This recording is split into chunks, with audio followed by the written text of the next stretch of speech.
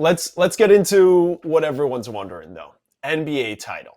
Obviously, the Suns shooting up near the top, if not the top, fighting with the Celtics for the best odds after trading for Kevin Durant. I'm going to ask you a two-part question here. I want to know where the value is. This isn't maybe necessarily who you think, but where the value is, and then who you think based on your prediction and just the number. If you only had one bet to win the championship, who it would go to? It's look, strictly value. The fact that you could get almost 20 to 1 on the defending champions, and theoretically they're going to return more or less the same team that won the title last year. Now, there's I think some thinking that they maybe caught a little bit of lightning in a bottle, but still Warriors plus 1900. That's a good value bet. I like the fact that you could get the Sixers at plus 1300. I mentioned before my preseason finals pick, the Clippers. How's that looking right now? But there's good value there. I got to tell you, though, the team I thought was going to win the championship before this season, and a team that, even though they've struggled this year for a variety of reasons, I think if you asked me right now, I'd still pick them to win it all. You could get plus, I believe, was it 560 here on the Bucks. That's where I'm looking.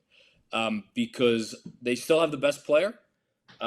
We still have not seen them at their best with Middleton and all of his injuries and whatnot. If you believe that Middleton's going to be able to put it together from now until the end of the season, and then the Jay Crowder edition. I mean, look, Jay Crowder has a history of helping teams out in the playoffs. Yeah. He knows how to play in these big series. I also, frankly, I'm not as high on Boston. So if you're not as high on Boston, I feel like the Bucks.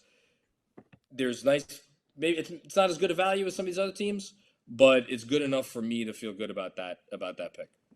Okay, and I agree in the kind of ranges you went in, kind of just like that middle range with the Clippers at plus 1100, Sixers plus 1300. Like I think those are good numbers, and again, those are teams that can win.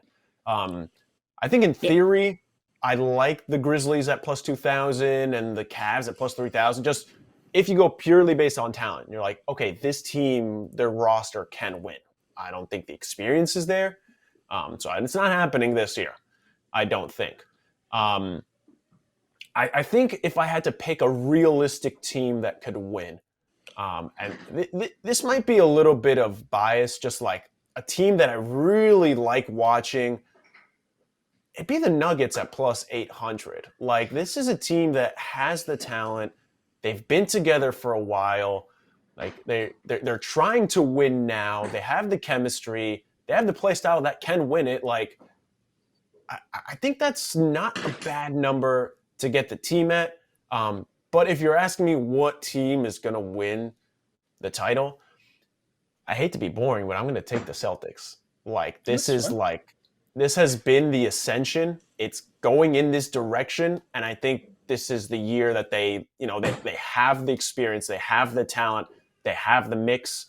I think this is the year it happens. I don't know if our producer Nigel is jumping up and down in the chair right now over me picking them, or actually maybe the opposite. Every time I bet on the Celtics, they lose. But it might be chalk. But I was just gonna say, I just hope you're wrong. That's all.